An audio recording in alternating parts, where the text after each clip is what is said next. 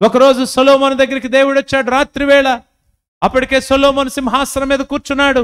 అప్పటికే సొలొమోను తన రాజ్య పరిపాలనలన్నీ కూడా జాగ్రత్తగా చూసుకోబోతున్నాడు. ఎంతలో దేవుడు సొలొమోను దగ్గరికి వచ్చాడు. సొలొమోను, నీకేమైనా కావాలా? నీకేం కావాలి అడుగు. వెంటనే సొలొమోను ఏమడిగాడండి? నాకు జ్ఞానము, నాకు బుద్ధి, నాకు తెలివి, ఈ యొక్క సింహాసనం మీద కూర్చోబెట్టావు. నేను చాలా చిన్నవాణ్ణి, రాజ్యమేమో విస్తారంగా ఉంది, ఈ ప్రజలను పరిపాలించడానికి నాకు తెలివి కావాలి అన్నాడు. దేవుడు ఆశ్చర్యపోయాడు. దేవుడు ఏమని అనుకుంటున్నాడంట అండి? సొలొమోను అడుగుతాడని దేవుడు అనుకుంటున్నాడంట, నువ్వు ఐశ్వర్యము కోసం అడుగుతావేమో అని అనుకుంటున్నాను. నీవు అంతస్తుల కొరకు లేక స్థాయి కొరకు స్థితి కొరకు అడుగుతావేమో అని అనుకుంటున్నాను.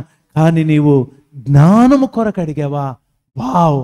నీకు ఎంత జ్ఞానము కావాలో నీ రాజ్య పరిపాలనకు అంత జ్ఞానాన్ని కొలిచి మరీ నీకు ఇస్తాను అన్నాడు దేవుడు.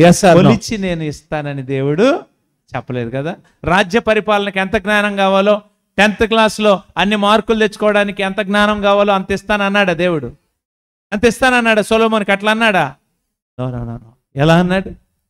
ఈ భూమి మీద నీకంటే జ్ఞానులు ఇక ఎవ్వరు లేనంతగా నేను ఇస్తాను. దేవునికి మహిమ కలుగును గాక. దేవుని దగ్గర ఏ ఏర్పాటు ఉంది? మనం అడుగు వాటికంటేను ఊహించు వాటికన్నిటిను అధికముగా చేయ శక్తి కలిగిన దేవుడు మన దేవుడు. మనము ఎంత అనుకుంటున్నానని అంతే ఇవ్వడు. దేవునికి స్తోత్రం.